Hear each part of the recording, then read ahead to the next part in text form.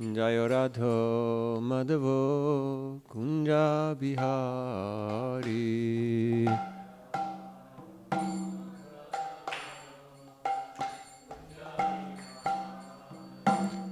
Jaya Radha Madhava Kunja Bihari.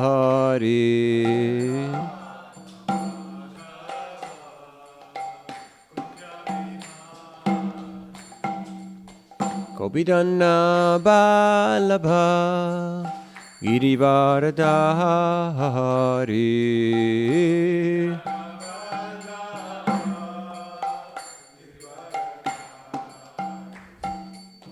Kopidana Balabha Girivardhari.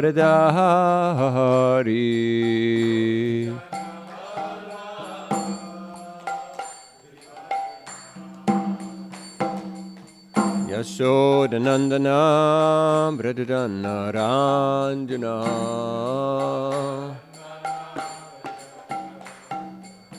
Yashodanandana Bradadana Ranjana.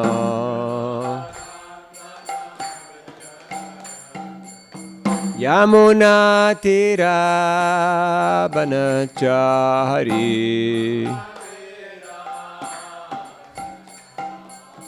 Yamuna Tira Banachari.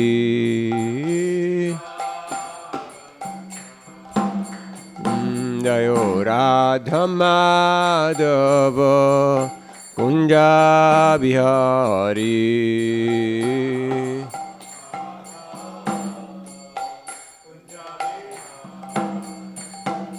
Gopi Janavalabha Girivardhari.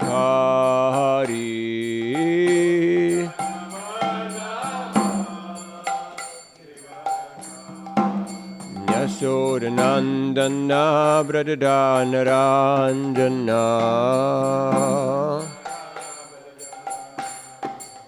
Yamuna Tira Banachari.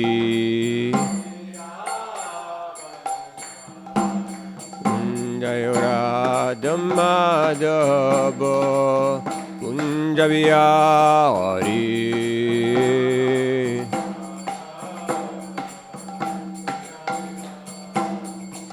Jaya Radha Madhava Kunja Bihari.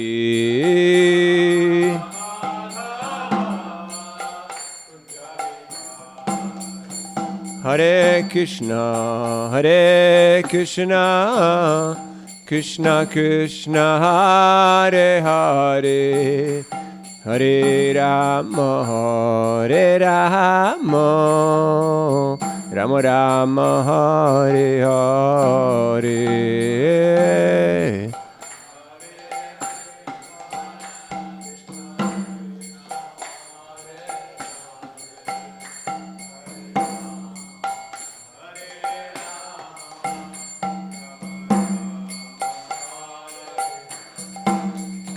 Hare Krishna, Hare Krishna, Krishna Krishna, Hare Hare, Hare Rama, Hare Rama, Rama Rama, Hare Hare.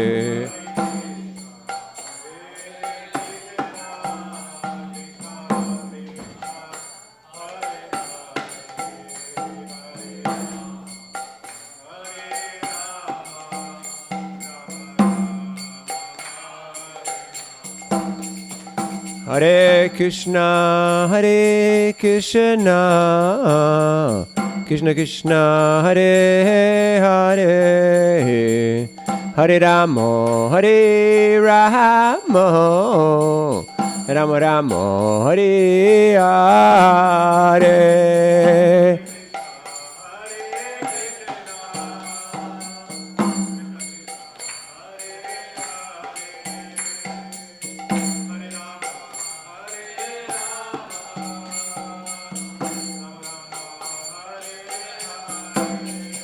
Hare Krishna, Krishna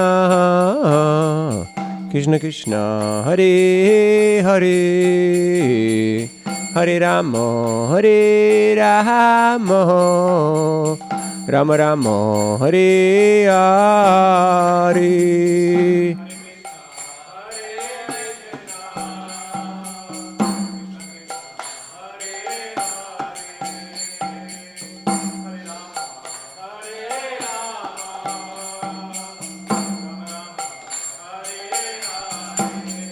Jaya Prabhupada, Prabhupada, Prabhupada, Jaya Prabhupada.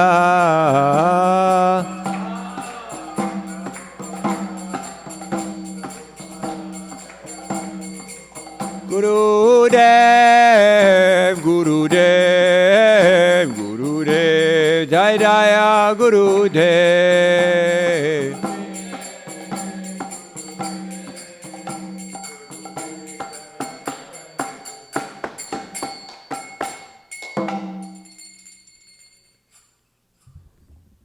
Grantaraj Srimad Bhagavatam ki, Srila Prabhupada ki, Nitai Gaur Premanandi.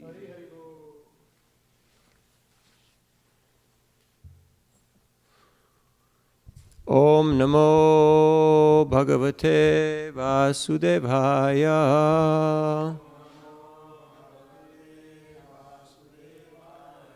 Om Namo Bhagavate Vasudevaya.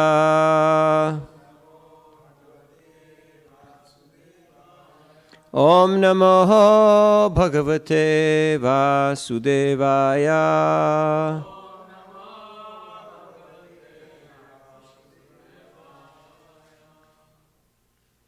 Hare Krishna. So welcome to the second part of the seminar on life after initiation. We will read from different Bhakti Shastras and continue our talk on this topic.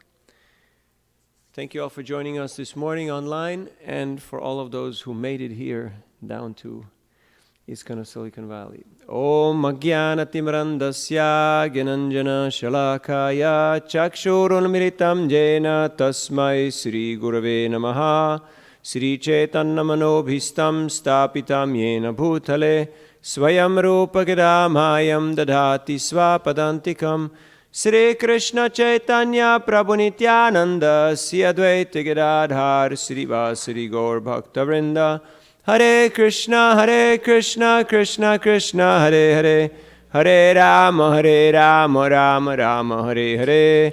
Mukam karoti vachalam pangum langayate girim, yat kripadam aham vande, Sri Guru Dinataranam, Paramananda Madhavam, Sri Chaitanya Ishwaram, Vanchakalpatarubhyascha, Kripasindubhya evacha, Patitanam pavanebhyo, Vaishnavebhyo, Namo Namaha.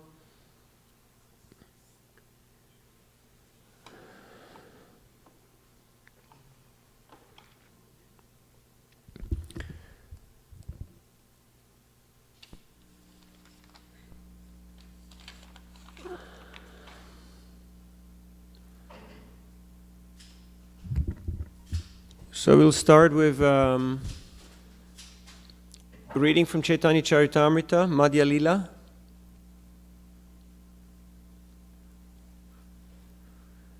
Chapter 22, the process of devotional service, text 49.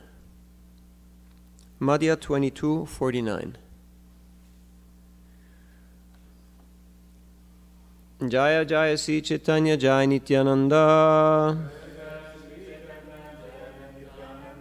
Jaya Dvaita Chandra Jaya Gaur Bhakta Vrinda Jaya Jaya Sri Chaitanya Jaya Nityananda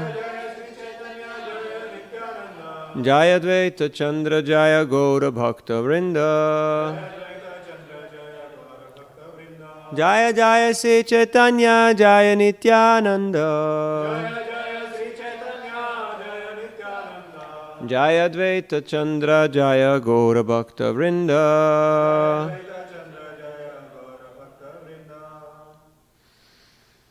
So this is Lord Chaitanya Mahaprabhu giving instructions on the process of devotional service. Sadhu-sanga Krishna bhaktya shradhiya dihaya bhakti pala premahaya sangsaraya yakshaya.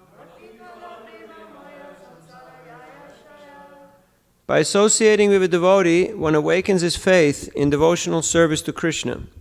Because of devotional service, one's dormant love of Krishna, for Krishna, awakens, and thus one's material conditioned existence comes to an end.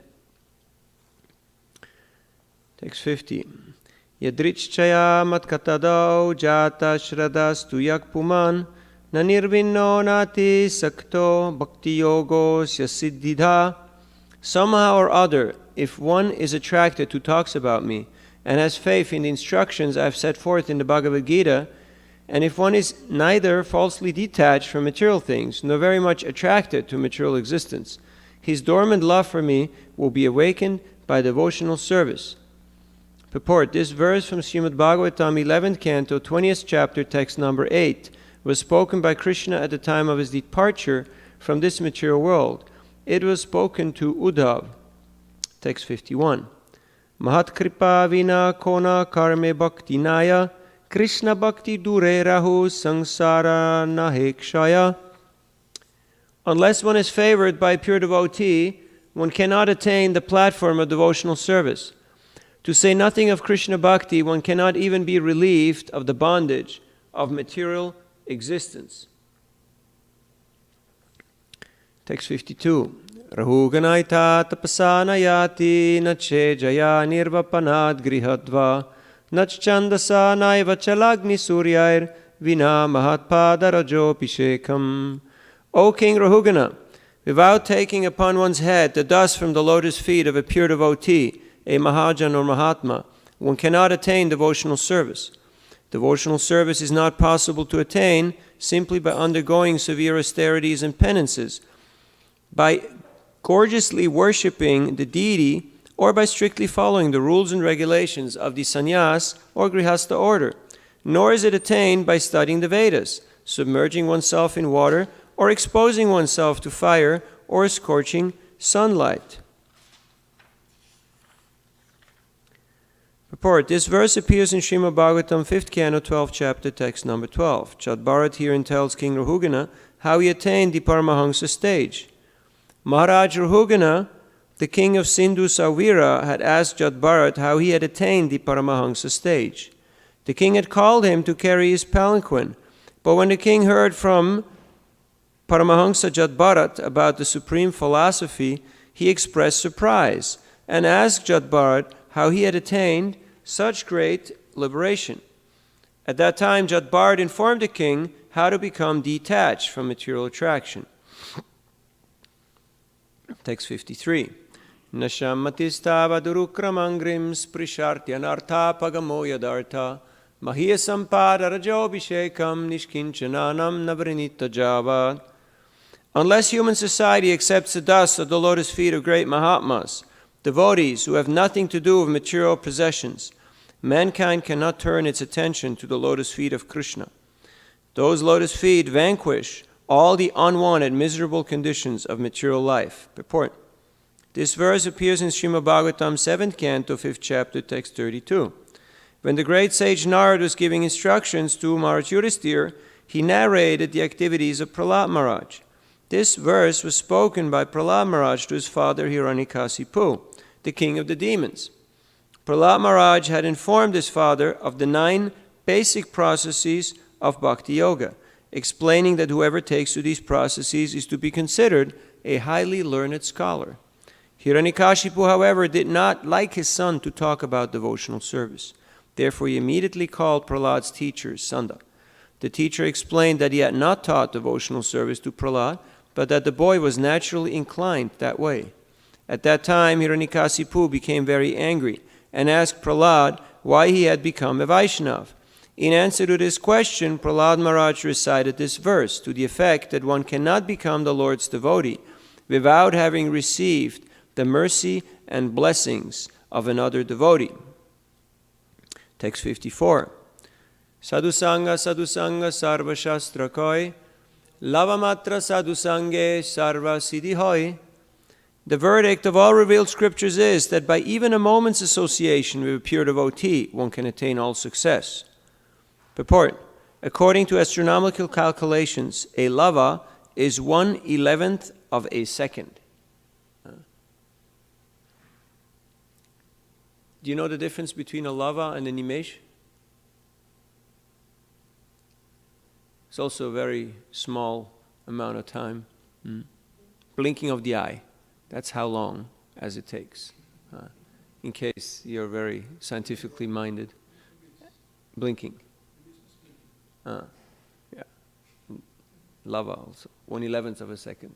Short moment. Text 55.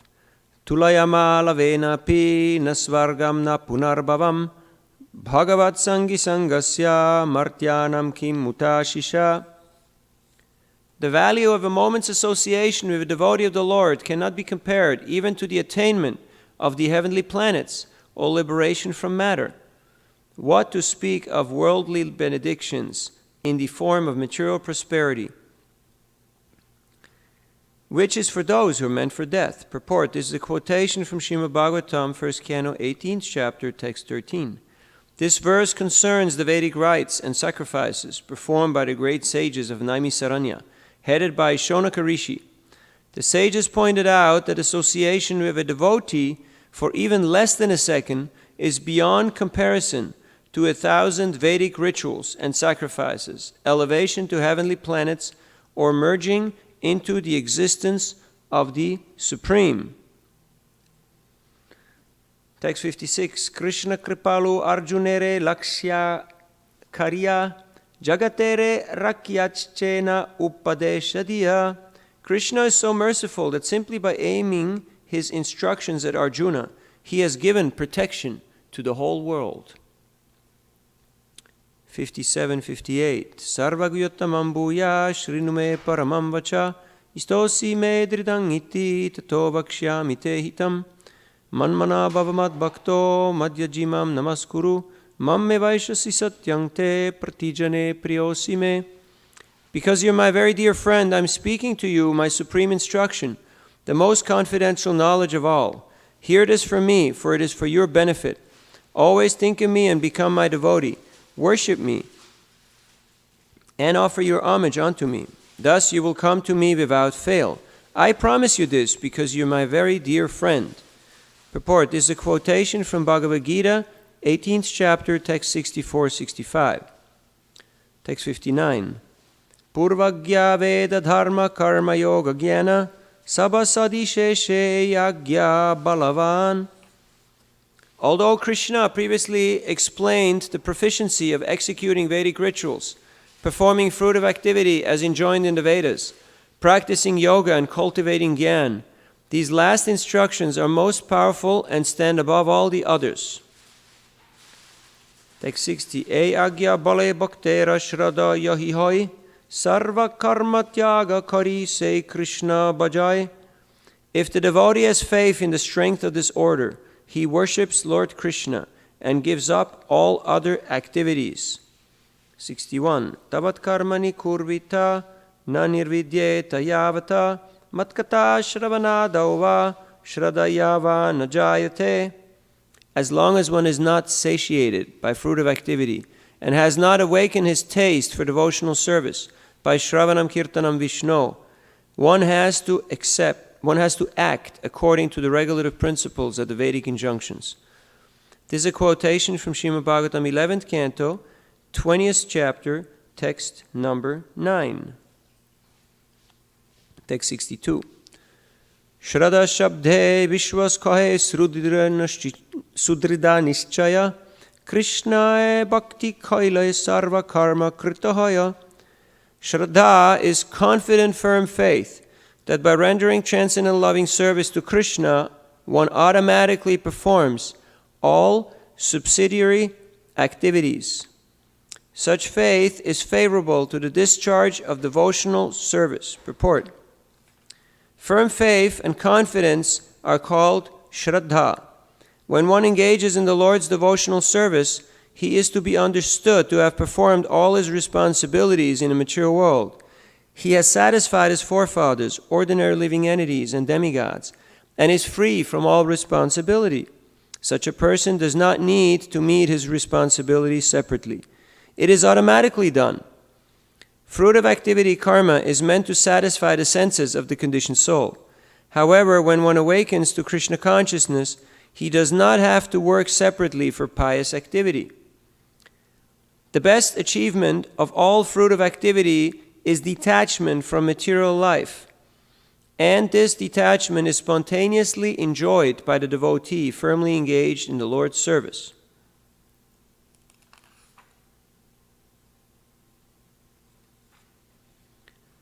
Yata taror mula nisechanena tripyanti tatskanda bujopashaka pranopaharachya tendriyanam tataiva sarvarhanam achyuteja. By pouring water on the root of a tree, one automatically satisfies the trunk, branches, and twigs. Similarly, by supplying food to the stomach where it nourishes the life air, one satisfies all the senses. In the same way, by worshipping Krishna and rendering him service, one automatically satisfies all the demigods. Purport. This is a quotation from Srimad Bhagavatam, 4th canto, text 31, text number 14. And we could go on for the whole day, because Sri Chaitanya Charitamrita is the essence of all the nectar of the Vedic scriptures. So if you want to have a blissful life, a meaningful life, a sublime life, read Chaitanya Charitamrita. This book here is the quintessence of all the Vedic wisdom. Therefore, the Acharyas have stated, if all the books in the world would go missing, but you have Chaitanya Charitamrita, there is no loss. Because everything that is of value is contained in Chaitanya Charitamrita. So you may ask yourself, why did we read this section as a start off to our seminar? Well, to recap, the title, Life After Initiation, came about when I was having a discussion with His Holiness Srila Niranjan Swami about what would be a good topic for a seminar. And we were speaking about how much effort, how much energy we exert in the Hare Krishna movement into recruiting newcomers. We're doing whatever it takes to go out there, to meet people on the streets and in the homes and in the company and in the marketplace and in the subway and on the parking lot and wherever else people might be. And we're ready to meet them and to exert whatever amount of energy possible required in order to make that contact, to make that connection. And for many people, that is the lava matra. That is the first contact that they have with devotees. And sometimes it is less than a second. Did you ever wonder what is meant by this, lava matra? How can you benefit from someone's association if the time you spend with them is less than a second? That requires the understanding that the association of a devotee is something invaluable. It is something truly precious. And simply by looking, by glancing at a devotee, you become purified. You become benefited. So much so that even you may not speak to them, even though you may not engage in any type of dialogue, but simply because you have seen them, what happens? The desire in your heart awakens. Oh yeah, this is a nice person. I don't have time now, but next time I want to talk to this person. And oftentimes that's how relationships build, in a material way or in a spiritual way. Simply by spending a short moment, simply by seeing someone. So, in the first part of the seminar, we were speaking about life after initiation, how Diksha is very important, but it is not the end, it is the beginning. Oftentimes people have goals in their lives. Do you have goals in your life? Things to do, places to go, people to meet? You have your boxes you want to tick off, things to achieve. So people come to the Krishna conscious movement and they bring the same type of mentality. Okay, I need to become part of this. I need to get a guru, of course, because that's a status, right? I'm initiated now. I have a name. I'm a member of this society. I'm a card-carrying member. But then, what's the next step? Oh, I don't know. If you ask anybody, okay, you've been initiated now, my dear sir, what's the next step? What comes after that? Many will be at a loss of words because they don't truly know, okay, what is the next step? I thought I've already achieved, like I'm part of this now. I've done this. So what is there for you to do now for the rest of eternity? Since you have already achieved and you have already done what you came to do. So sometimes people may just fall away, or they may become a little despondent or a little withdrawn because they think, I have done what needed to be done and I'm safe now. And we find this in all the religious traditions, that people are very eager to belong. But then, if there is no sense of mission, no sense of purpose, that sense of belonging will be very superficial. It will be very external, mundane. So we spoke a little bit about how to choose guru and how to establish that relationship, that rapport, through hearing and through observing, and especially by building relationships with the disciples of the spiritual master. Because like in a marriage, you don't just engage with one person, but formerly you used to be exposed to the whole family. And that means there's all different types of personalities. There's all different types of mentalities and mindsets. And in order to have a conducive, to have a productive, to have a pleasurable experience, one has to have the right type of mentality, the right type of mindset. Yesterday I spoke to a lady who is doing headhunting. Now these are not headhunters who hunt for heads and then they do these shrinked heads, that they put on a spike and place it in front of their hut. But headhunters, they're looking for new talent. So I asked her, so what do you hire? What are you looking for? And she said, attitude is number one. Skill is number two. Because skill you can train. But attitude takes decades. It takes a lifetime to develop. That means adhikar. That means the behavior, the quality of a person. That is what they're mainly looking for. So in the same way, we're not speaking here just about the mechanics, the technology, the system. We're talking about what should be the mood, what should be the attitude for a person who wants to make progress on the path of Krishna consciousness. Because initiation is the beginning. It is not the end. We are being admitted to this process. Officially, we're being given a name. It's like you get your number. Okay, now you can go on the race. But it's, journey going back home, back to Godhead, it may take a while. Usually 3 lifetimes. But if you engage in deity seva, you may do it in 1 lifetime. Because as Jananivas Prabhu said, pujaris are already trained up. They're already accustomed, they already know how to deal with the Lord and how to interact with Him. So you may already go in 1 lifetime back to Godhead. But usually 3 lifetimes is there.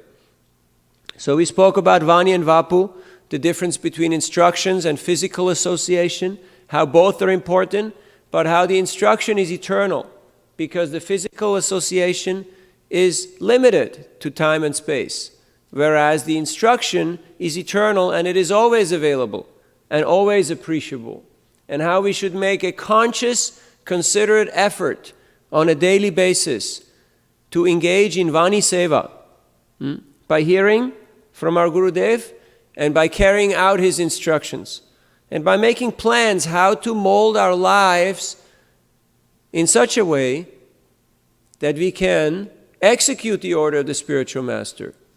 It may not be possible right away. Like in the example of Srila Prabhupada's life, he said, from the moment I met my Gurudev to the time I took initiation is 11 years, and then to the time that he went to the West was decades. That he prepared himself, that he wrote the books, that he did what he had to do in order to execute the mission of his Gurudev. But he commented that my Gurudev is always besides me, guiding me, and I never forgot the instructions of my spiritual master. So, it is not just something very easy and quick. Okay, go over there and get me that cushion, and that's it. I fulfilled the instruction of my spiritual master. Job done. And we feel very proud about ourselves because we accomplished something. No. This task, this mission is very broad, and it is a vast enterprise. And we also spoke a little bit about balancing Shiksha Guru, Diksha Guru, and mentor's advice, that when you come into this family of ISKCON, you have different types of guides and different types of teachers, and sometimes they may have different desires or plans or ideas, and we have to make sense of it and balance it. Just like if you have a professional life, you have a boss, then you have a family life, then you have some friends, and you have a spiritual life. So sometimes you may feel like you're being pulled in all different directions because everybody has so many demands. So we have to have a clear sense of priority, a clear sense of importance, and a sense of mission. What needs to be done right now? Sometimes you see in certain places, parents neglect their children. And they say, I have to go on Sankirtan, or I have to go to temple now. But the children are screaming. So then what kind of an example are we giving to the public? So there has to be balance. We have to know what to take care of at which point in time. Otherwise, there will be confusion, and the result will be counterproductive. It's like in cooking. There's a very clear sequence of events. And if you try to reverse that sequence, the result will be very precarious or very unpredictable. Same way in bhakti, there is a clear sequence in events. And which brings us to today's topic, that you have taken initiation, okay, and you have been on this path of bhakti for a while, and now what? As we said, as a movement, we're exerting, I don't want to say in percentage, but a good amount of our energy into first contact and recruiting newcomers. But how much energy do we invest into training our existing members? How much energy do we put into keeping the core strong? How much energy do we put into reinforcing our own practice? How much outreach and how much inreach are we doing? What is the ratio? Because we can only give what we got. If we don't have it, we can't give it. So we need to reinforce our own Krishna consciousness on a daily basis, and then distribute the overflow, whatever is in abundance, whatever is extra, that we can distribute to others. And that requires that our spiritual master's mission and instruction is very much present in our mind and our hearts.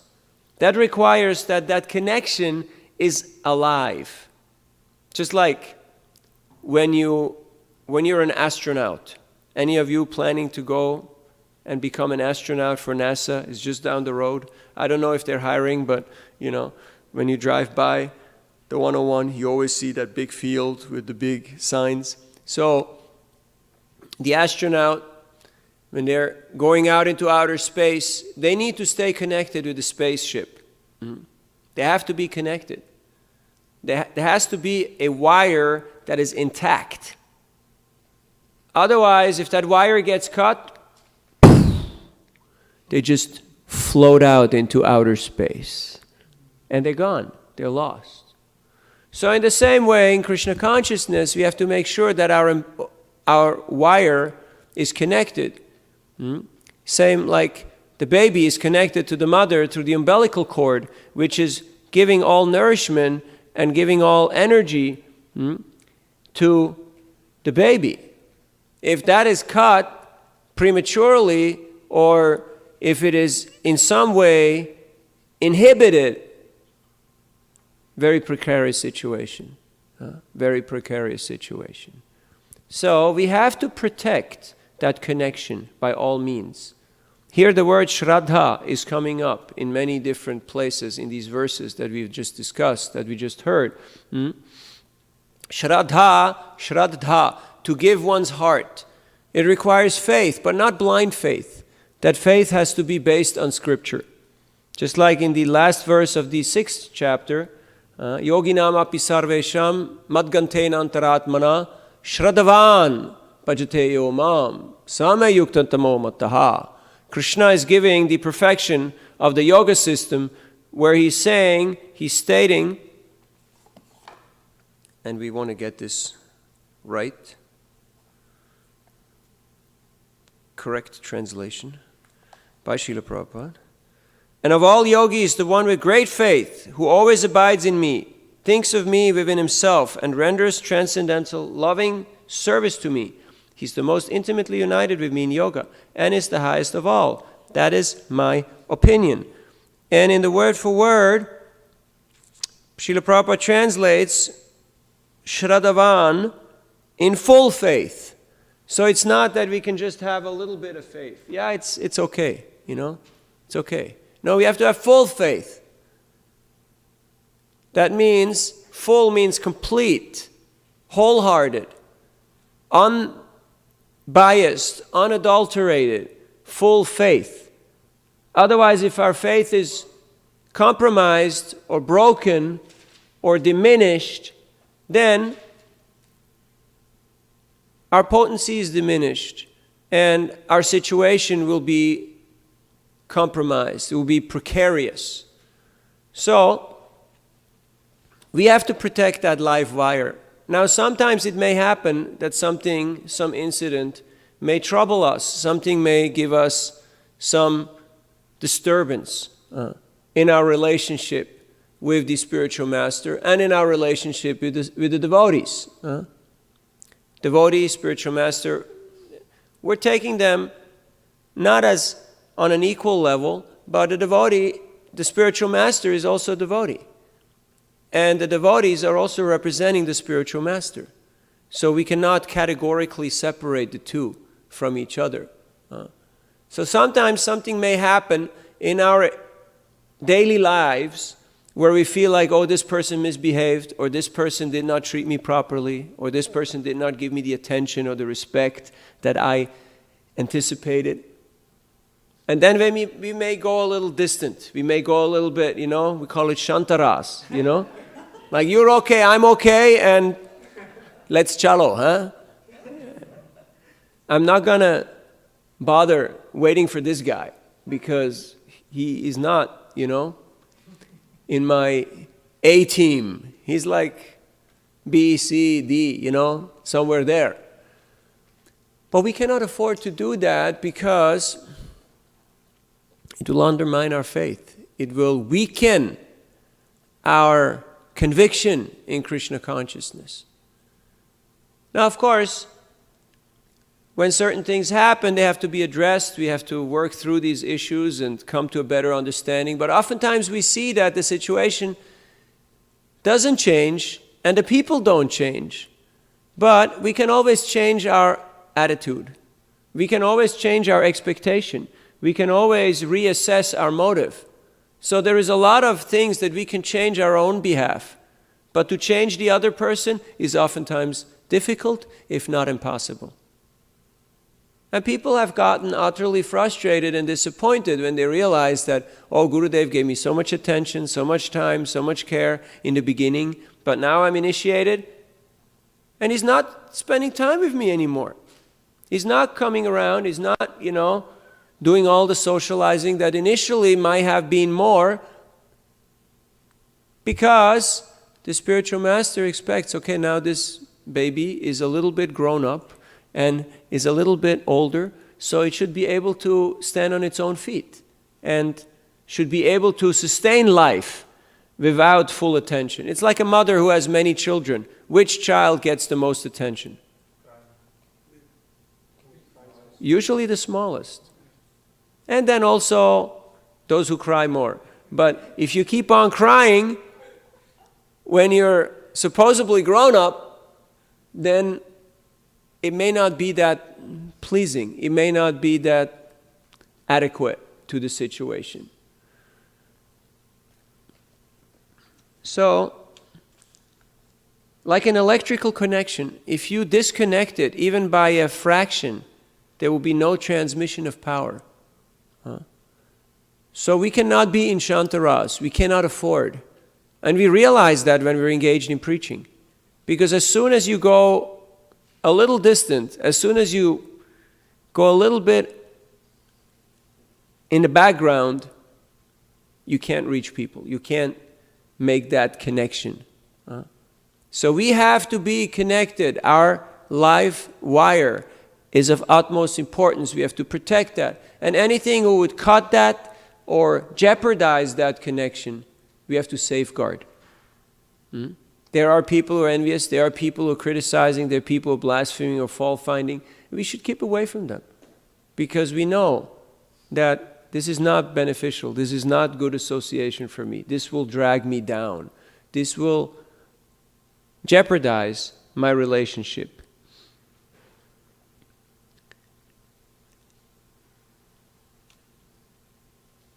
We reinforce and strengthen that connection by daily hearing and remember the instruction from the spiritual master.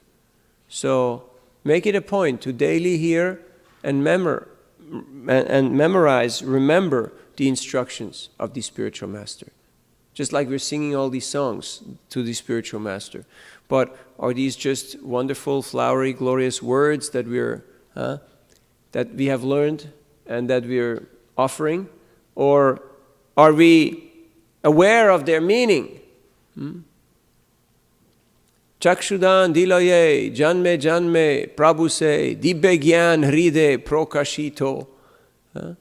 Do we believe that? Or is that just something that sounds poetic and it's very nice, like people say so many nice things. But do we mean that? That is the question. So staying close doesn't mean that we have to be always in physical proximity. Staying close means we are connected to the instruction. We are in touch. We know what is the mood, what is the mission, and we keep connected. And serving the Guru. Staying connected through service. Sometimes people think, yeah, we're connected. Why? Why we're connected? Because we're what is the connection? What is the connection? It's not a physical connection. It has to be connected through Guru Karna Dharan, through the ear. We have to hear the instruction. That is the connection.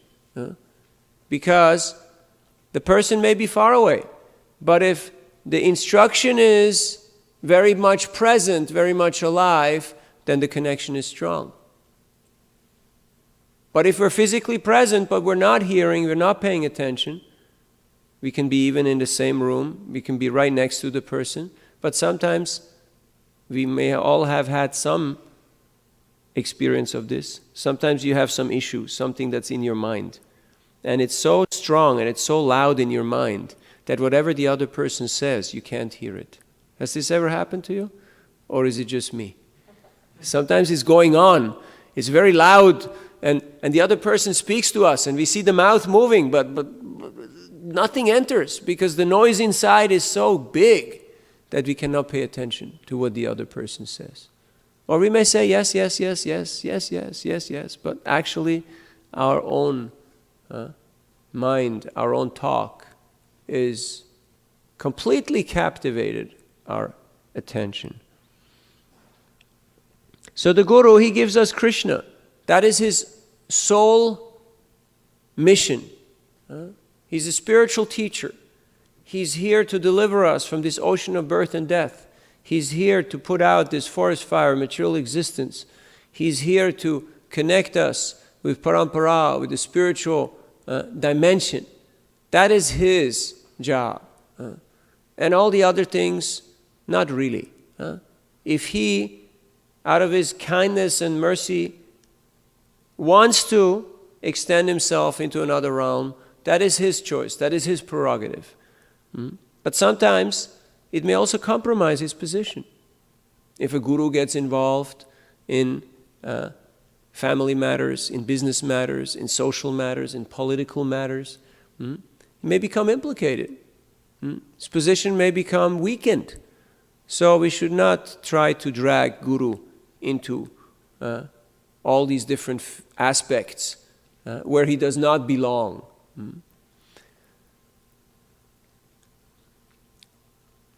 So gratitude manifests from a disciple towards his guru, who he considers his savior. As Srila Prabhupada many times pointed out, that my spiritual master has saved me. He has saved me from this ocean of birth and death. If somebody saves your life, you're eternally indebted to that person. You're eternally connected to that person. That's something you cannot undo. So if we recognize our precarious position here in the material world, and that Guru has saved us from this position, we recognize that and we're fully aware of that fact, that this person has saved me from samsara, then that connection is eternal. Because eternally, that person is my savior, and I am his obedient servant.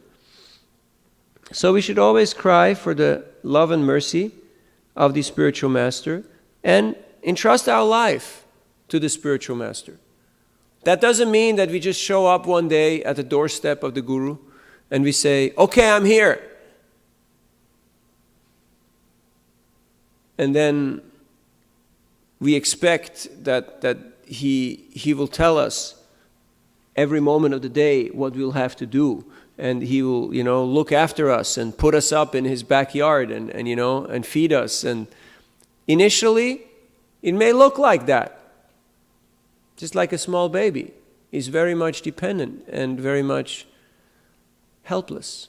But we should learn how to pull our own weight, always knowing fully well that everything that we do is only possible by the mercy of the spiritual master.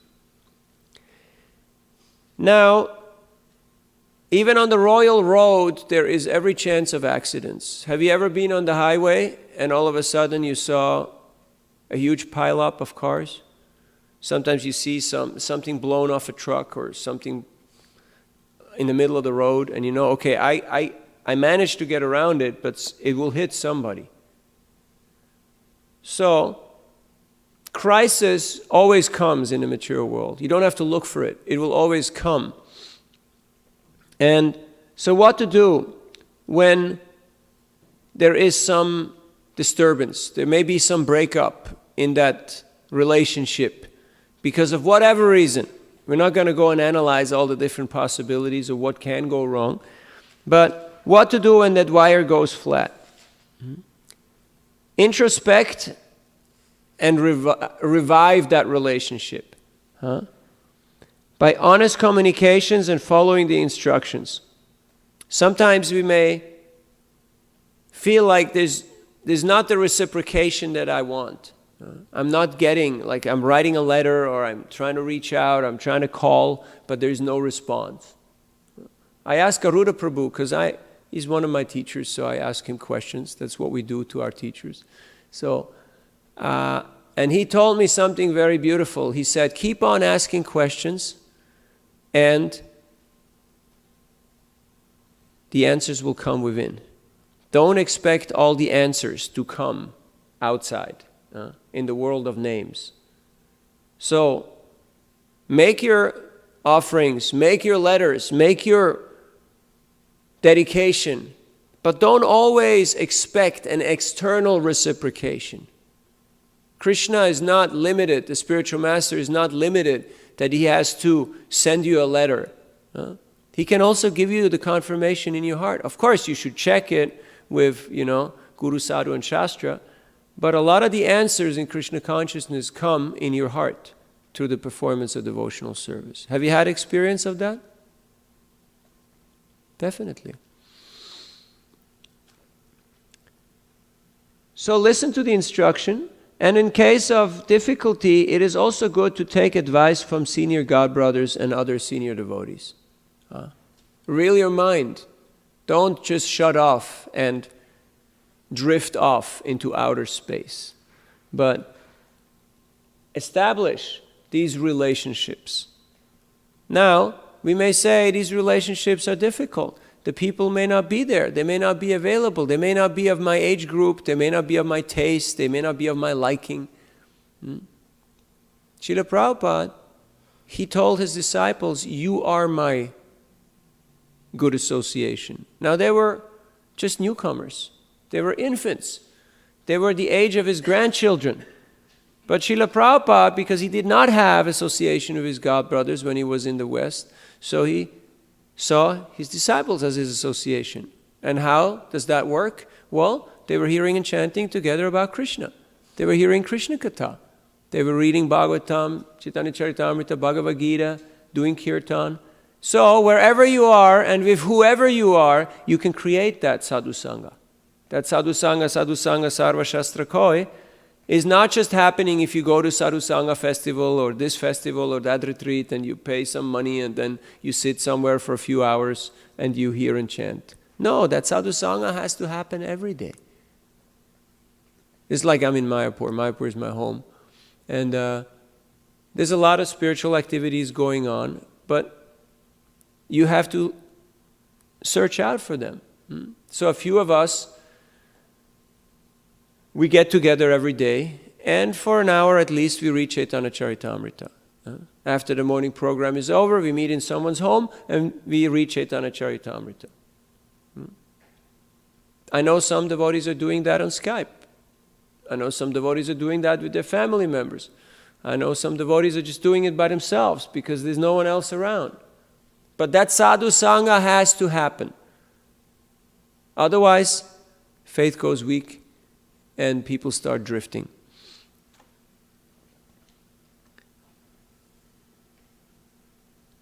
So, one time a devotee came to Sridhar Maharaj, Bhakti Rakshak Sridhar Maharaj, the late godbrother Srila Prabhupada, and he was complaining a lot about this and that and the other thing, and ISKCON and the institution, and this one did this and that one said that, and after he had made his case, he was looking for advice, and he was saying it's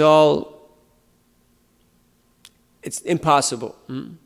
So he was looking for affirmation, for confirmation of his case. And Sridhar Maharaj, he told him, Swamiji has created institution. You have to follow. You have to follow. 3 times he said, you have to follow, but don't starve. Which means we have to follow authority because we're in an institution. But don't starve. Don't wither up. Don't shrivel. Don't become frustrated.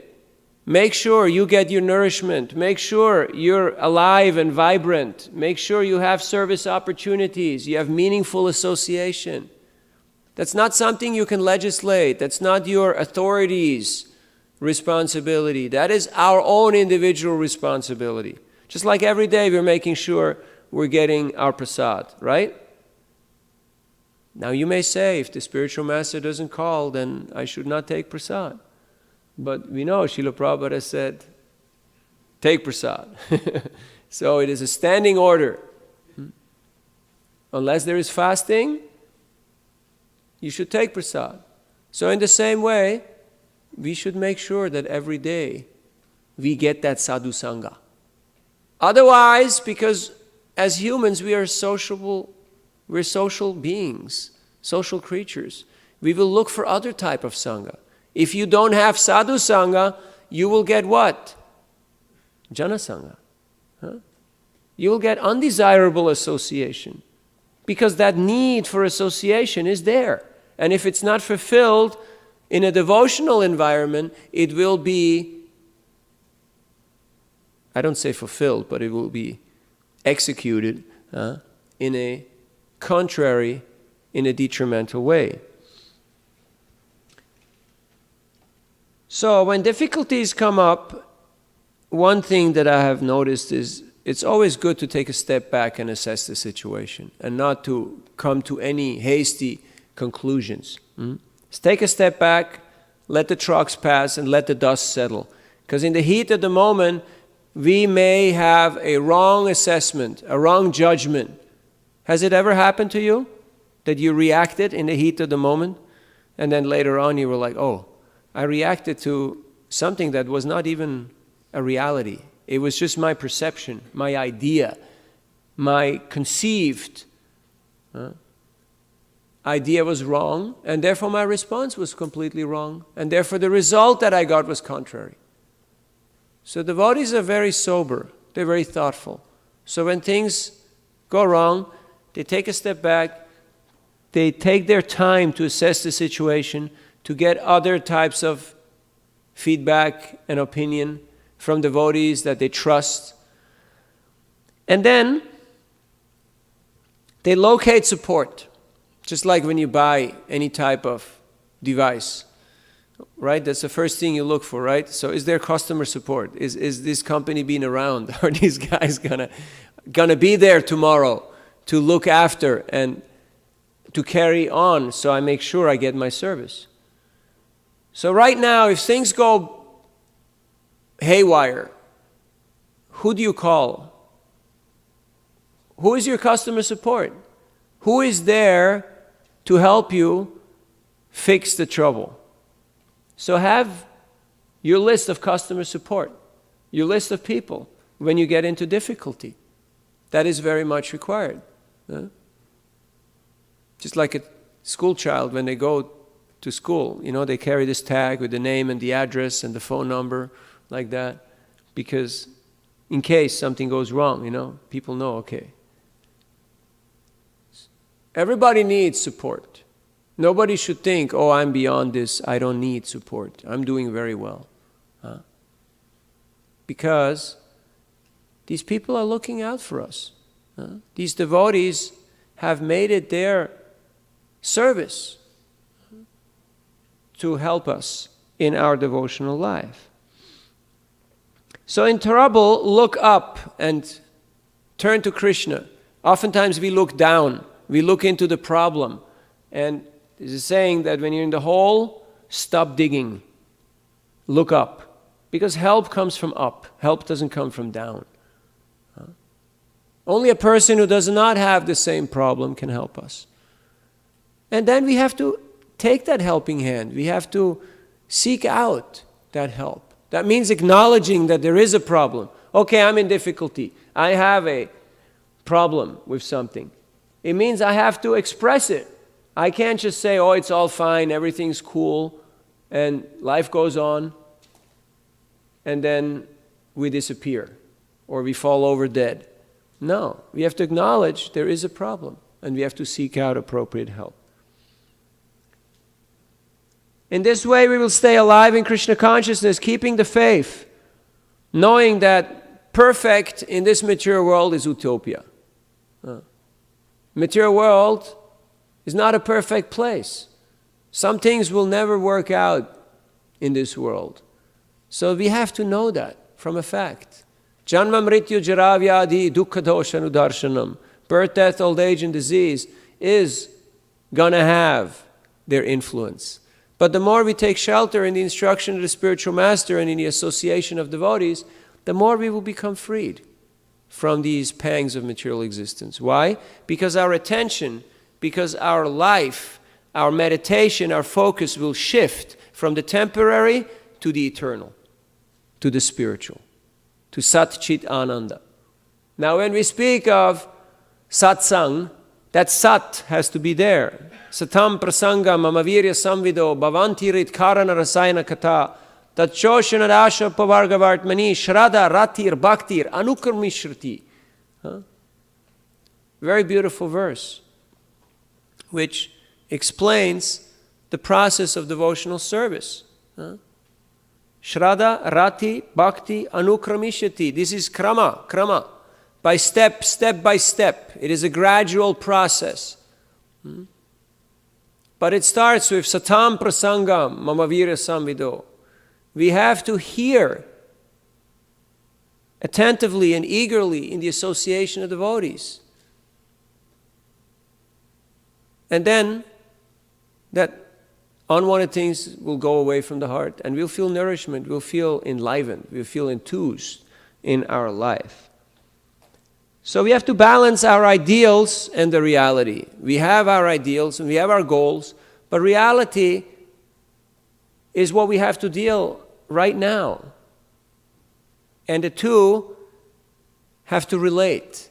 It's not that they can be just diametrically opposed. There has to be some alignment. And in this way, we will actually move towards the progressive goal of going back home, back to Godhead. So survive treatment. Don't bite off more than you can chew and swallow. You have to know how much you can handle. Sometimes people think, okay, I'm going to go all in.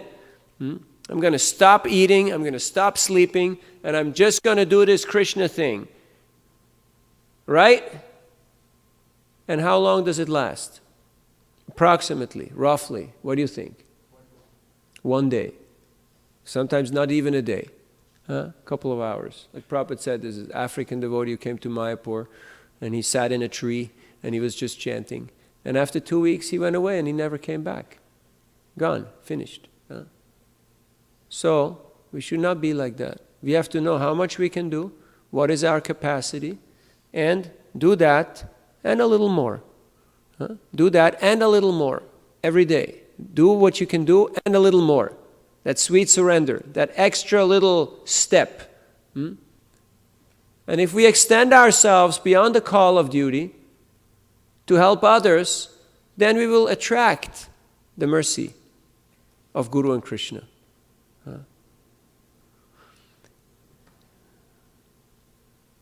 We have spoken about one topic. There's more topics. Actually, 2.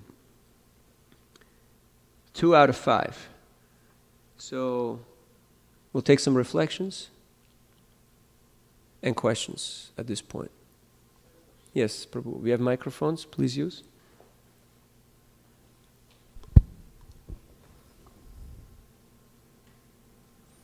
Hare Krishna, Prabhuji. Hare Krishna. A question. You was mentioning how many lifetimes it might take, like for a pujari, for a priest, maybe 1 lifetime, and for others, it might. You said usually 3 lifetimes. Yes. So if you could give more information or detail or something, I'm kind of interested to know. How long it will take, so you can make plans. Like the 3 lifetimes, it's there. Like we know Jat Bharat. First he was Bharat Maharaj. Bharat. Then he had to take birth as deer because he was distracted in his practice. And then he was Jat Bharat. And then after that life, he went back. So that is the normal scenario. For everybody. Also we heard that you practice devotional service, then in your next life, you go to a place where Krishna is performing his pastime in the material world, and you take birth there, and then you go back. So different scenarios are given, but it's individual. It's not cut and dry, okay, 3 lives. How many lives have you done? Are you in your last life, or you're in second, or in your first? Because perfection is not a zip code or a t-shirt. When you practice, you can be liberated. Iha yasya haredase karmana manasagira nikilasya pyavasta sujivan mukta sa uchate. If you're following purely, then you can be liberated even in this very self-same body. What is the difference between material and spiritual? It is the intention. It is the absorption. It is the degree by which we are surrendered to Krishna. We are connected with Krishna. So if we're fully surrendered and fully connected to Krishna, then this body ceases to be material. And the senses will become spiritualized. Now this right now sounds like very abstract math. It sounds like something very high level, but it doesn't have to be. We experience it when we engage in bhakti. When you get fully absorbed in kirtan. Have you ever noticed at some point you forget about your surroundings, you forget about your mind, you forget about your physical body. So we've had glimpses of this, but this can take a bigger part of our lives if we make arrangements and we wish it to be a bigger part of our lives. Because the caterpillar is not jumping from one leaf to the other, but it's putting his legs on another leaf, and when it's firmly there, then it pulls up and it moves on. So in the same way, we're not jumping around, but we're simply developing, we're redeveloping our own spiritual nature, uncovering by getting rid of all our material misconceptions. So it's a dual process. By getting more attached to Krishna, we get more detached from the material, and vice versa. But whenever we put on the brakes and we say, no, this is my private area. No entry. Don't touch. Because this hurts. We all have our, little private zone. So then Krishna says, okay, you're okay, I'm okay. You want Shantaras, you will get Shantaras. But if you want pure bhakti, if you want higher ras, then you'll have to work on yourself. And that's why the association of devotees is so wonderful, because it helps us to first of all acknowledge, I'm a person. Krishna is a person. The devotees are persons. It's a personal process. It's not good enough to just have the perfect philosophy if we do not know how to deal with each other. Sometimes people come, but they don't feel welcome because there is no one there to welcome them. They don't feel like they're wanted. So they just leave. But if we make people feel welcome, then they just want to stay. So that should inspire us to do whatever it takes to make people want to come back, to make people feel welcome. Like the material world, people think, yeah, it's a nice place. They build these malls. People forget what time it is in Vegas. They just, I can live here. They create that illusion.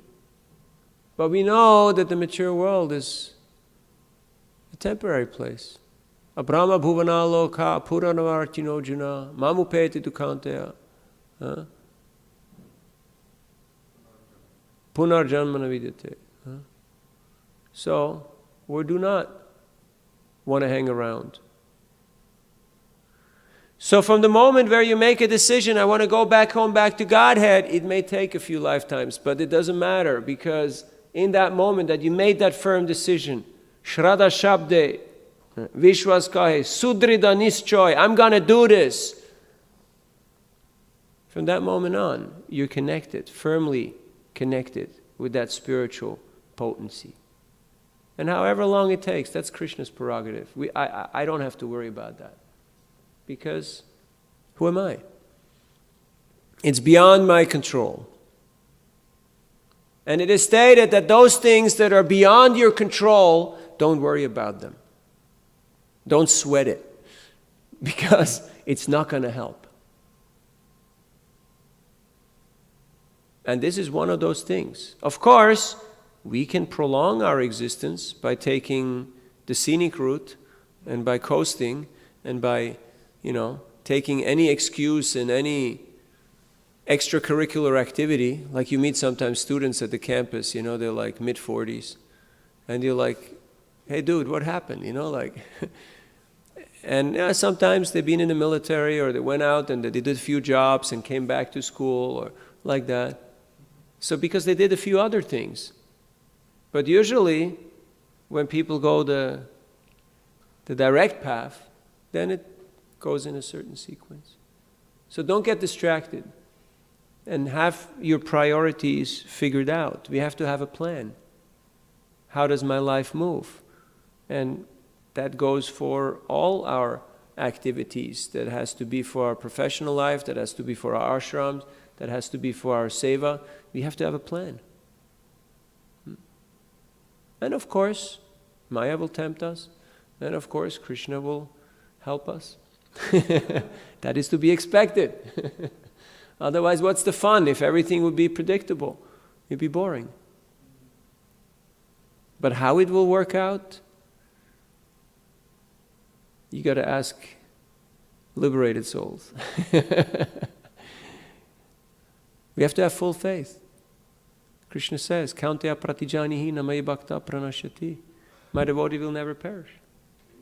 But this body has to go, so it goes through different stages. That is to be expected. Does that help? Yes, Prabhu. Thank you so much. Hare Krishna. Hare. Yes, Shraddha Mataji. Thank you so much, Navina Prabhu, for the wonderful class. I really liked when you explained what is the meaning of Lava Matra, that it's just the beginning, and it's not that something happens in that moment, like you see somebody and you say, okay, you're impressed by the good behavior or personality or the effulgence, and then you say, I'm going to talk to him tomorrow. And then the real talks come. So that was really, it helps, otherwise I always used to wonder what exactly does it mean, Lava Matra Sangha. So another thing, if you can explain, is that sometimes we see references that a person gets liberated. Like even in Bhagavad Gita, Krishna says, Jan karm cha me divyam, and in the purport it says, if you just understand the life of Krishna and birth of Krishna and his activities, then you will get liberated. And in some other situations we see that if there's a devotee in a family, then after doing a lot of work, they get into a position that they will get liberated. So what exactly is liberation? Is it understanding that I am not the body or the soul, or is it a realization? How do we, and if those are realized, because sometimes we see like even if you chant Hare Krishna once, then you are liberated. So yes. It's kind of like in the category of Lava Matra. Yes. So there's different types of liberation. But the first important step is what Krishna is stating in Bhagavad Gita, 4th chapter, text 9, that if you have the understanding and the appreciation of Krishna as the Supreme Personality of Godhead, as my goal, my Lord and Master, my Savior, then everything else will follow from that. So just like if you want to graduate, the first thing is that you enroll. You have to actually enroll. Unless you're an enrolled student, you're not going to graduate. So the first thing is to recognize this is a bona fide school, and I'm going to enroll here. I'm going to apply myself to this process with all my strength and faculty and capacity in order to achieve this objective. So the first step of graduation is enrollment, and is the appreciation. It is a matter of faith. You have to have faith that this is going to work, and this will be for my eternal benefit. And then there's so many other stages that come in between. Now, then when you step on that airplane or whatever it is that's going to happen, that's, graduation is not just a ceremony that now we have in the schools. There's graduation going on, today in Berkeley and in other places, and people are throwing hats and they're wearing costumes and they're getting, nicely printed diplomas. But graduation that's just a formality. The qualification, that process has happened over a period of time.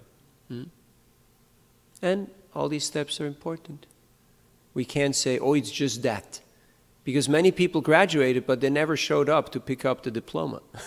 Just like Srila Prabhupada said, in their time, it was the fashion that even people got the education, but they didn't show up to get the They didn't show up to get the degree because they wanted to make a statement that we're boycotting this type of oppressive system.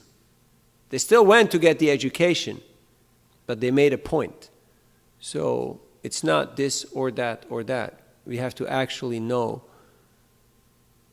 And that knowledge is only firm if we are executing, if you're following the instruction of the spiritual master. Otherwise, it's theoretical. So many people theoretically have some knowledge or some appreciation of God. But unless they submit themselves to a spiritual master, to a bona fide teacher, they will not be able to fully avail themselves of this process. And we have seen that practically, even in our own institution. There's so many people who come and they like it and, and all that. But because they have never come to the point of actually committing themselves, they always stay in a marginal position. And that is a very dangerous position, because marginal can go in many ways. So we need to be connected. That's why we have ISV Connect. That's why we have, and it's not just about knowing what's going on, but feeling connected. Yes, there is my mentors and guides. Yes, there's my spiritual master. Yes, there is my sangha, my deities, my Ishtadev, my seva. We're connected. Thank you for bringing up that point. And just one more point on crisis. We should never waste a good crisis. Crises are there in order to help us improve. Like you read the Bhagavatam, it's full of crises. It's full of very difficult situations. It starts off, the Bhagavatam is spoken with big crisis. The emperor is cursed to die within 7 days. How about that for a crisis? That's pretty heavy, huh? Your CEO, your top guy of your company knows in 1 week he's no more. So then what? How will things go on? What is the point of it all? That's a big crisis. And throughout the Bhagavatam, so many crises are being shown to us. How people from all the way to the top to the small little creatures are having crises. And how they deal with those crises. And what do they learn from those crises? So in that sense, Bhagavatam is very real. Sometimes people say, oh, this is Shastra, this is for old people, this is religious texts, not very relevant, not very practical, not very, tangible for our day-to-day life. Give me a break. This is real stuff. This is what happens in life and what to learn from it. This is the most relevant and the most accurate.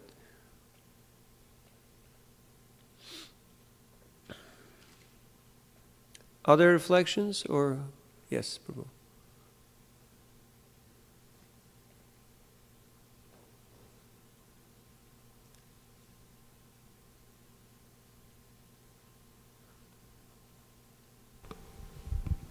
Hare Krishna. Thank Hare you Krishna. for this very, very important class. As you rightly mentioned, we always find new recruits, young people around. But it is rare to find people who have practiced 20, 30, 40 years. Just like in a marriage, there will be surprises. It is inevitable. Most of the people leave because they cannot handle reality. Because we put a utopian situation, as you rightly pointed out. But when reality dawns, people cannot handle. And that is the point. They quit. But we also make sometimes people, they make immature statements about them. Because when a divorce happens, it's very difficult to say which one is right and which one is wrong, which party, right? It could be either way. So my question to you is that it is possible that either we also can land up in that unfortunate situation, or there is another person who has landed. Either way, right? So there are two questions here.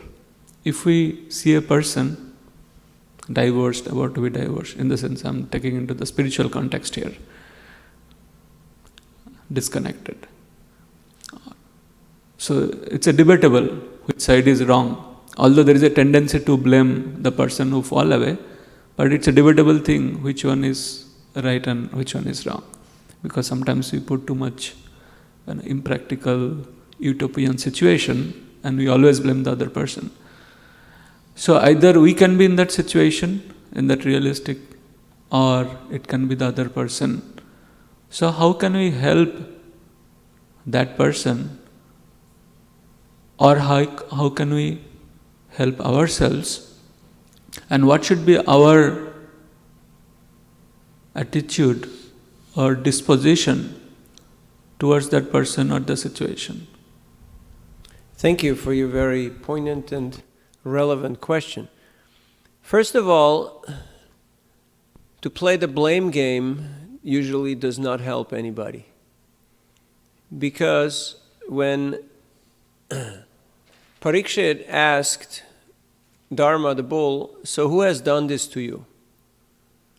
And Dharma's answer was very interesting. He said, this is very complex. Some people may say, it's this fellow here who's beating me. Some people may say, it's the time that we live in is bad. Some people may say, it's my fault. Some people may say, it's everyone's fault. Some people may say, it's no one's fault. Some people may say, it's God's fault. Let's blame Him. So we should know whenever we point a finger at someone, there is three fingers which are pointing back at us. So circle of influence and circle of concern. How much can I reach that person? How much can I influence that person? And how much can I influence myself? So as we spoke earlier, we have a lot of opportunity to improve on ourselves. And sometimes we also have some opportunity to help others.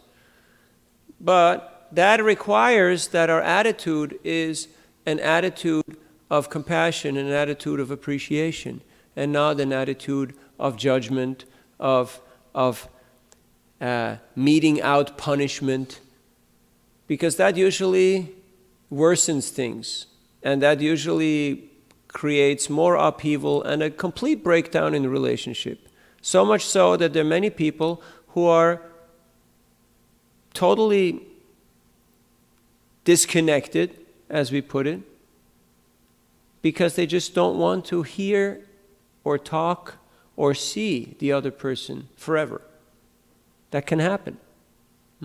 So the first thing, like in the spiritual situation, is to remind the other person, sambandha abhideya prayojan. We have to remind the person, hey, there is a relationship, reconnect. First, reconnect with yourself. Be wholesome. Go into your heart of hearts and see what's there. Take inventory. Become grounded. And then build it up. Have healthy relationships with your family, friends, and also with Krishna. Like we're reminding people, there's this nice person, it's like you have a relationship. And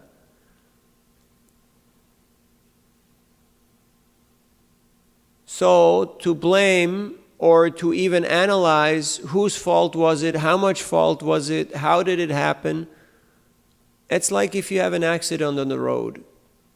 First thing is life support, keep people alive, right? And then, now first you have to secure the area so that not more damage is being done. And then life support. And then clean up the mess and improve things and get people back to health. And then let the insurance guy worry about, who has to pay what, and that's a detail. But if you first immediately start jumping and screaming, okay, you're going to pay this is going to happen, this is going to happen, I'm going to sue you, it's not going to improve the relationship. Just like to give you a small example. And we were going to San Francisco a few weeks ago. We were stuck in traffic. And this slow-moving traffic inside the city. And we wanted to go to a program to attend some kata.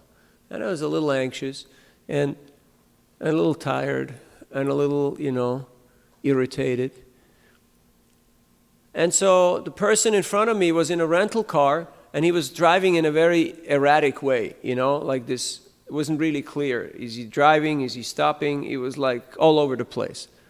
So at one point, I didn't pay full attention, and I, like this, I slightly touched his license plate, just a little bit.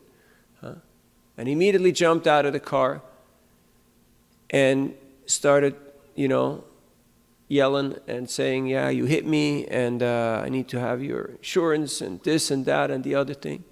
So I had a variety of options. Yelling back or blaming him. But I chose to do something different. I just acknowledged my fault, and I just apologized to him profusely. And I just said, I'm really sorry, and I hope I didn't disturb you, and sorry I offended you. And so he kind of really cooled down. This is a Hispanic, Latino person. And so he still took a screenshot of my plate, and I showed him that nothing had happened to his car, and everything was fine. And apologized again. So then nothing came of it. Because I already had done the adjustment. Right there on the spot. I done the rectification. I acknowledged my mistake, and I tried to make up for it. But oftentimes that doesn't happen, because we think I'm right and he's wrong. And then we end up pushing it hard, but ultimately only the lawyers gain and everybody else loses. But that's the way of the material world. So we have to understand that Kali Yuga is a very difficult time, and in order to go that distance, we need help. For our spiritual life, we also need help for our social life. And unfortunately, oftentimes that's not there, because that support system may not be there of relatives and elders and well-wishing friends who are there to talk to and to, help to remind that person of the relationship and of their responsibilities. And people have these unrealistic expectations. How long does romance last? A couple of hours, maybe a few weeks. If you're really lucky and you drag it, it can be a few months. But after that, it's over. And then, unless the relationship matures, and that can be towards your spiritual master, that can be towards your spouse, that can be towards the organization, people are like, ISKCON, And then they hear one thing or see something that goes wrong or one scandal, and, it's impossible. Somebody did something wrong. Impossible. I'm out of here. So we cannot have a romantic, we can't afford to have a romantic mindset if we want to make progress in our lives. We have to have a sober, a mature mindset. Now, of course, that's easier said than done, because in this world, the sugar water and Hollywood and Bollywood, they're doing pretty good business in selling the dream. I just looked up yesterday, there's 60 million tourists who go to New York, and there's 50 million who just go to Anaheim. You know what's in Anaheim? Disneyland.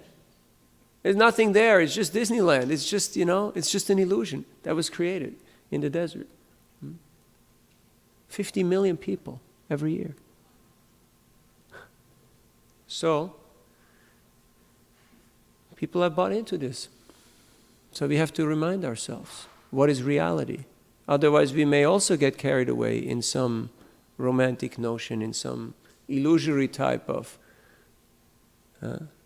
romanticized, idolized type of situation, which will never happen, because it only happens in our mind. It's only created in our mind. And then anything that reminds us of reality, we'll hate it. Whoever reminds us of reality will hate that person. But reality comes nonetheless. There's no way of avoiding reality, because otherwise there's no progress. That's why it's so important that we read these books, because our faith cannot be blind. It has to be based on Shastra. Prabhupada always stressed this point. It's not that we just think, oh yeah, this is nice, I feel nice, but then tomorrow I may not feel nice. If I don't have this knowledge that this is really going to help me, this is really the path, this is really going to make a difference, it will stay very shallow. It will stay on the romantic level. And that, attraction can turn into aversion in a very short moment. And we have seen how so-called love has turned into hate, and furious hate, murder, and mayhem has ensued. All because of a misappropriated relationship.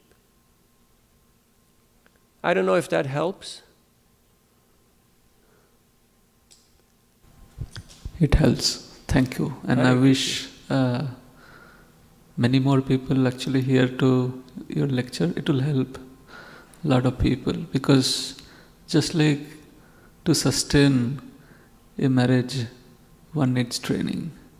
To sustain a spiritual life also, one needs training. Otherwise, one will be inevitably one of the victim of the statistics of 80% divorce rate. Absolutely. And it's like in martial arts. When I was a small kid, I went for a few times for judo. And the first thing that we learned to do, it was not kicking, it was not shouting, it was not punching, it was how to fall. It's the first thing you learn how to do. What to do when you fall, how to fall so you can get up. You learn how to do that, because you will fall, because life will throw you.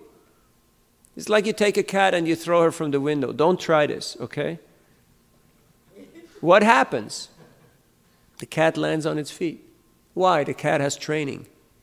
From very early on, has learned that when I fall off anywhere, I land on my feet. What does that mean for us, I land on my feet? It means I take shelter of Guru, Sadhu, and Shastra. I take shelter of the process of devotional service. What does a materialist do?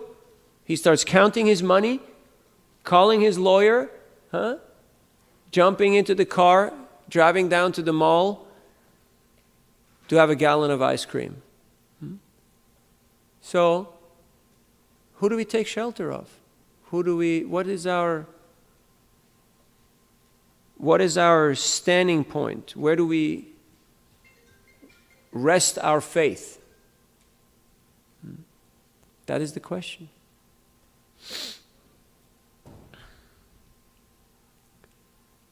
Yes, Mukaravinda Prabhu.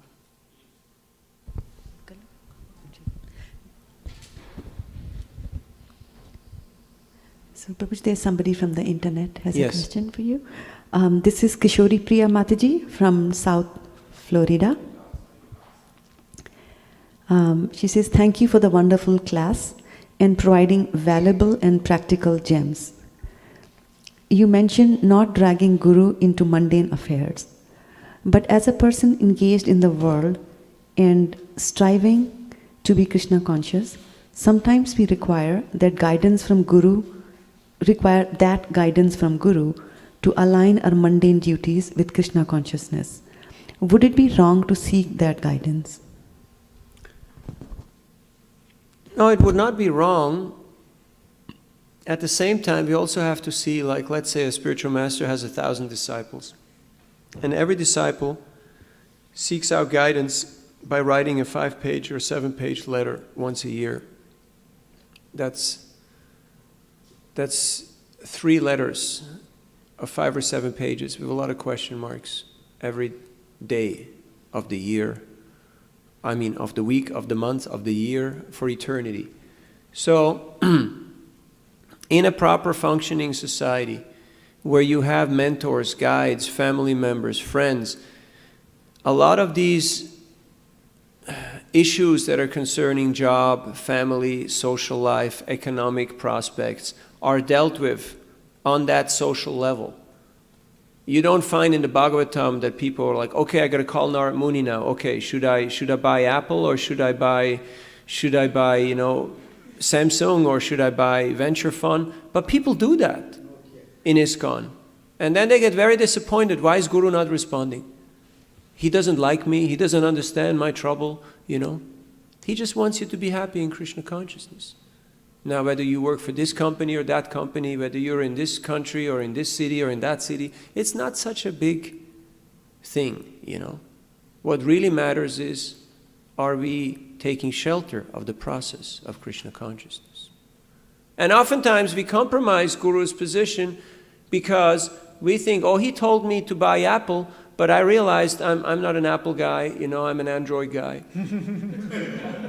But I bought Apple because, he said it's got to be a Mac, otherwise it's demoniac, So now I bought Apple, but it just, it asks me all the time, what's your password? Sign into Apple Store. I don't like this, I'm a free spirit. I want to do, freeware, free share. So now what? So he gave me the wrong advice. He didn't give you any advice, but you copied. You thought, because I'm his disciple, I have to do everything the same way he does. Maybe you can't eat the same foods. Maybe you can't live the same life. So there's a big difference between imitating and following. And so,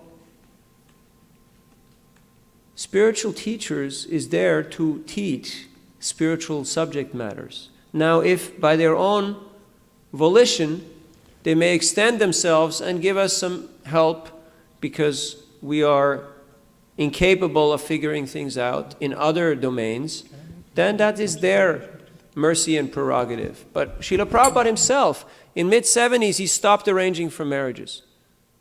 He stopped because he said, it's not working out, people are breaking up, I'm disgusted. So rather than them making Guru Aparad and making offense to their Guru, let them make their own arrangements with guidance from authorities and seniors. But he did not continue to get involved, except for very, very special circumstances. Because he saw it would compromise his position, and it would weaken that faith, that lifeline, that wire between Guru and disciple. So we should not try to drag Guru into all our mundane affairs. That doesn't mean we shouldn't seek guidance. It doesn't mean we should not reveal our heart and present our situation. But how much advice, what kind of advice, and how deeply Guru will get involved, that is his choice, not our choice. And it is our duty to reach out amongst the people on our level and get the customer support that we need. Because at the end of the day, everybody has to fly their own plane. And one plane cannot help the other plane.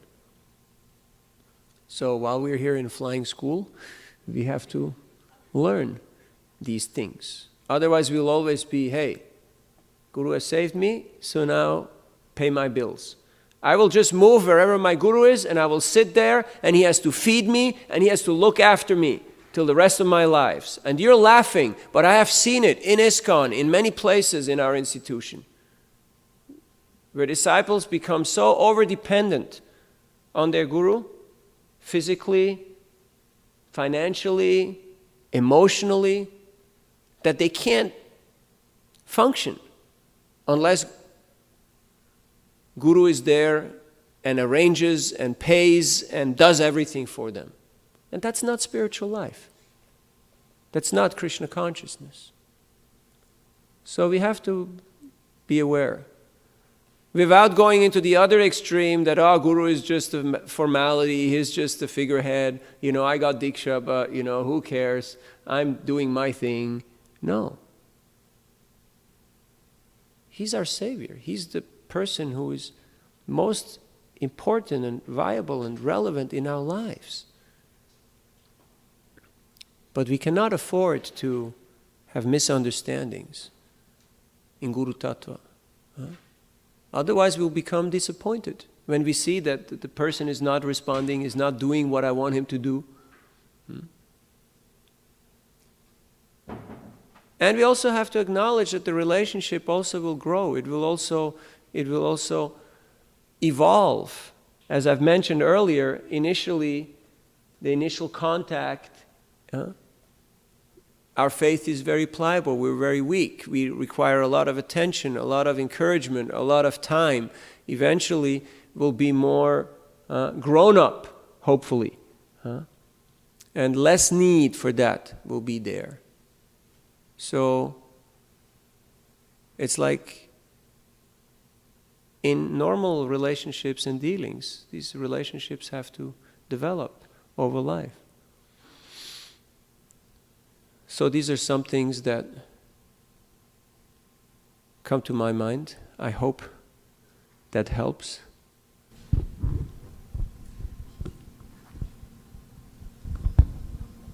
Yeah, she says, yes, thank you so much for answering my question. Hare Krishna. I just wanted to comment on this for touching this very important point, not to involve Guru into material things, because what I have seen so far is most of the cases of fallout happens due to this one loophole that we create, that we seek material advance and afterwards when it backfires, we cannot handle. Then there is the opportunity to blame. And then we blame, and who do we blame? We blame Guru.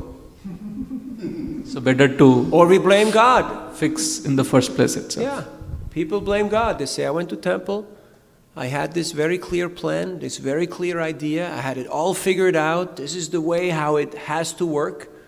I went there, put the money in the box, I threw the flower, I said the prayer, and then everything went wrong. Who is to be blamed? If we have a naive, a romantic notion, then we are to be blamed, because we will get disappointed. Because this material world is a very disappointing place. So we cannot afford to weaken our faith and our relationship with Guru and with the Vaishnavas. So sometimes you see there's a certain person, you can't handle too much of that person, so you take a little distance, appreciate them from distance. There's tender loving care, tender loving neglect. After time, some appreciation will come, hopefully. We have to know how much we can handle. That's there. Yes, Prabhu. But as our Shastras say, a Guru cannot help the disciple.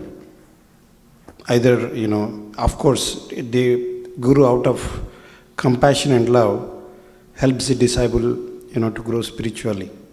But sometimes, we live in material world and, people don't have, that material intelligence to take material decisions. And, does the Shastra forbid the Guru not to help the disciple in material situations? It's not that it forbids him, but it's really not appropriate. It's really not appropriate. Because Guru is really, he has a very clear job description. It's very clearly defined. And if he starts acting outside of that job description, then many things can go wrong. And so something that's very sacred, like you can take your wife's I don't know if you're married, but I'm just making that statement. Somebody can take their wives', golden earrings and use them as a screwdriver. It's possible, Like, I'm sure you'll find some place you can put it into that screw and, but it may not give such a good result. Because oftentimes when you get into these affairs of the world of names that involve money, politics, social dealings, sex life, etc., it's better to discuss things in principle, philosophy. But when you get into the mechanics, the specifics of things, it's not very tasteful and not very useful and not very adequate. Maybe you're lucky, your guru has experience in these fields. Maybe. Even then it's risky. You may not like his advice. You may not be able to follow his advice. I know some gurus, they say there is suggestions, there is advice, and there is instructions. It's 3 different categories. But some gurus, whatever comes from their mouth, disciple thinks, this is the Mahavakya. And then they get very disappointed. So, some growing up, some maturing has to happen. But if we study Bhagavatam, we study Chaitanya Charitamrita, we see how things are working out. When Chaitanya Mahaprabhu was faced with the situation that Gopinath Pattanayaka was about to be executed, he said, I can't get involved. You want me to go to the king and beg for him to be released because he squandered money of the king? Yes, he's my devotee. Yes, he's my disciple. But I will lose my stature. I will lose my position. I will lose my credibility as a spiritual teacher, as a sannyasi, and as a devotee to do that. Now he made arrangement through Supersoul, through another person, to resolve the dilemma.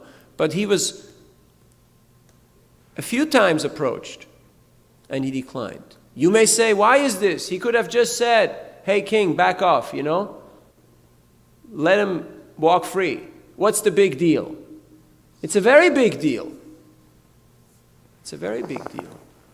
Because it sets a precedent. It sets a very clear example. And we have seen it in our own institutions.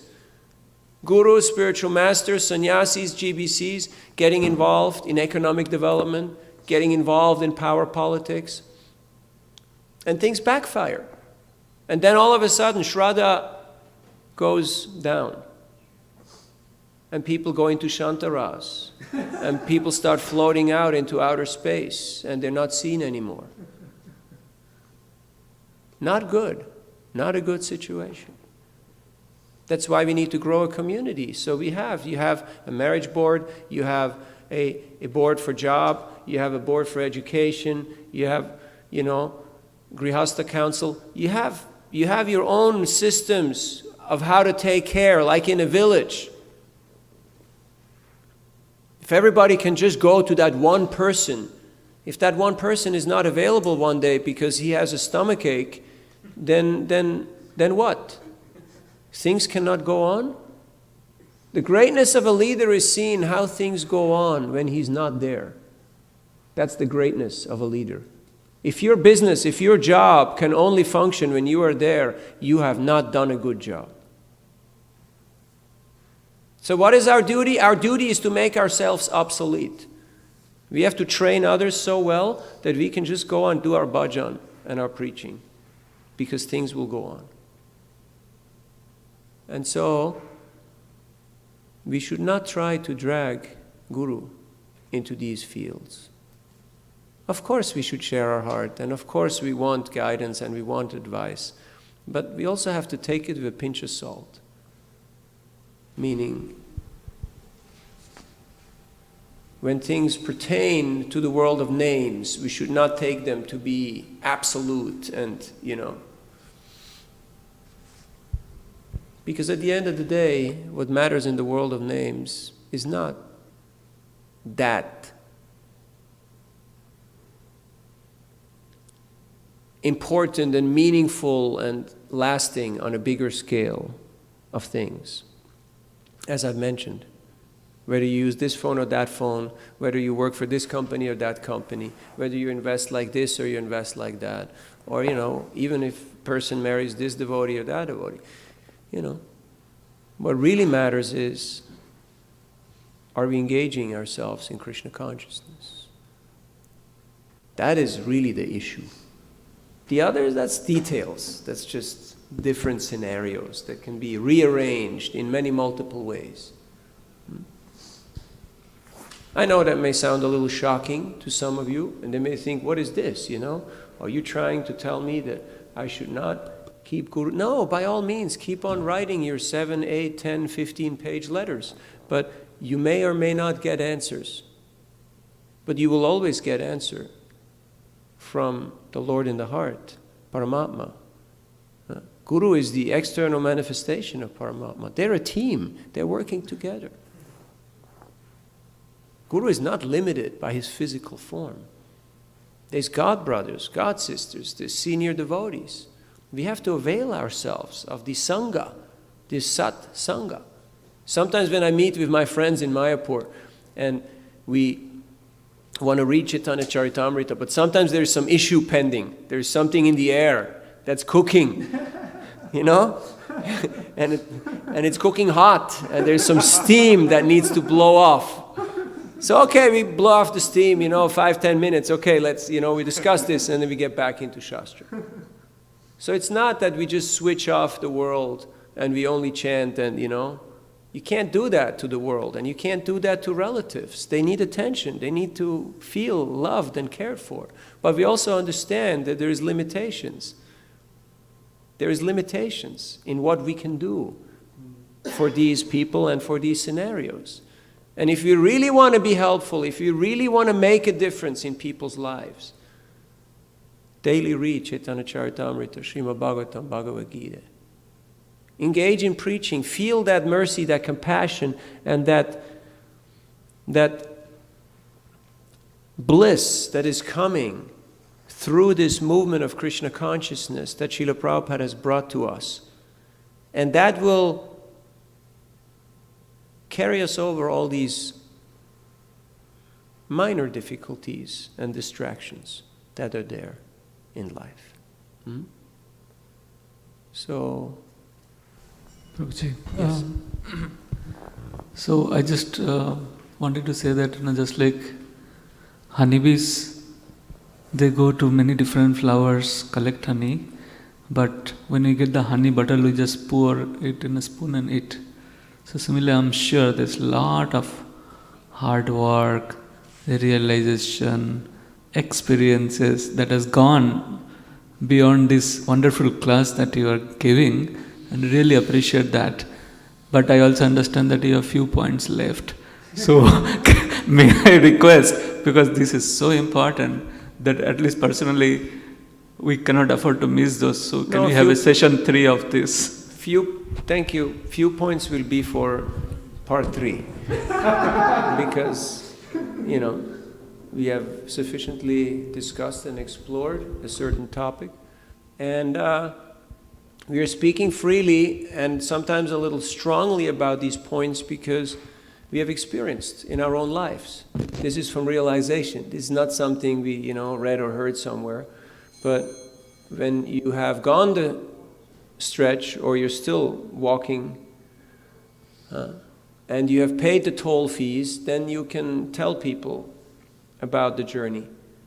And we are very much grateful for all the devotees here and for all the devotees that have ever helped us and have heard us out and have shared their advice and time and love and concern with us, because they are the reason why we're here today. They're the reason. And initially it was Lava Matra. Initially it was just we had a few glimpses of appreciation. But then that grew. And It's a reciprocal relationship. So we have to invest into these devotee relationships. It's not external. So that when the choppy waters, when the difficulties comes, there are people who are there who we trust, who we can avail ourselves of, and we can take their advice to heart. Otherwise, we will not be able to actually do that. So I'm very grateful to all these devotees and also to this community here for establishing a sangha where this sadhu-sanga, sarva-shastra koi can happen, where people of all walks of life and all age groups and all mindsets and orientations can get inspiration and faith and courage to be themselves in Krishna consciousness and to develop themselves. Because that's the only thing that's real. We're not here to impress, we're not here to perform, we're not here to, profess.